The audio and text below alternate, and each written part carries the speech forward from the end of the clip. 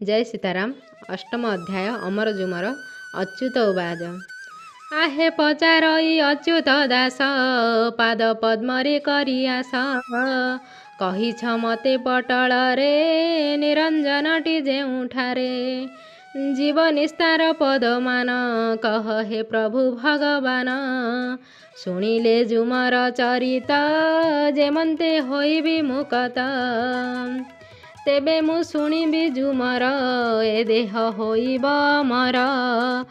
अमर पाद देखाइब मनरु सन्देह फेडिब भेद मान जे कहिदेव आगरु सन्देह नथिब ए पंच आत्मार विधान रही अछन्ति जेउ स्थान से स्थान मान अटे किस कह हे संहार रईस आहे कहन्ति प्रभु निराकार शुण अच्युत महावीर ए देह तिनी खण्ड होई स्वर्ग मंच जे पातालही मन चैतन्य दुहिंकर स्वर्ग स्थान रे तांक घर आउ जेबेनी आत्मा जान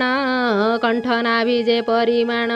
पादरे जेउ आत्मा रही जाजपुरटी ताकु कहई मत्यपुर जेउ बोलाई नाभि गयारे मन रही कंठ कमले जे रहिला मनर राजा से होइला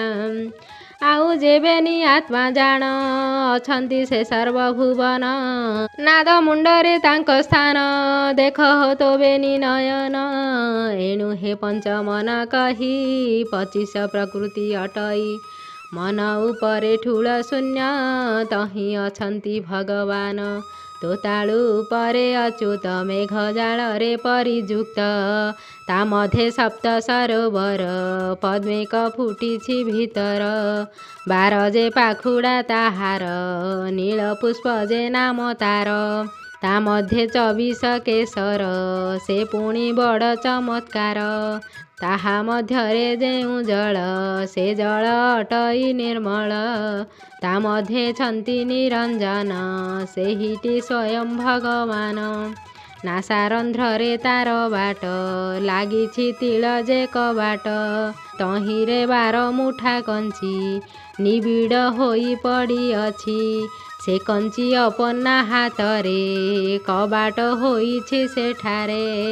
तेबे तहिंकी जीवु तुही ताहार बाट देवा कही प्रथमे अकुजे रखिब अरे भांगी कर भाव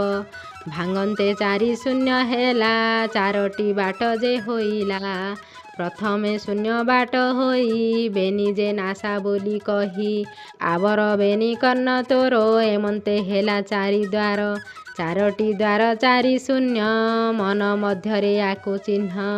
ध्यान रे चली पारु जेबे जीव निस्तार हेब तेबे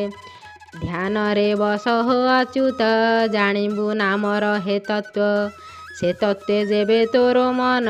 पचारि थिलु ब्रह्म ज्ञान कहिले निराकार दास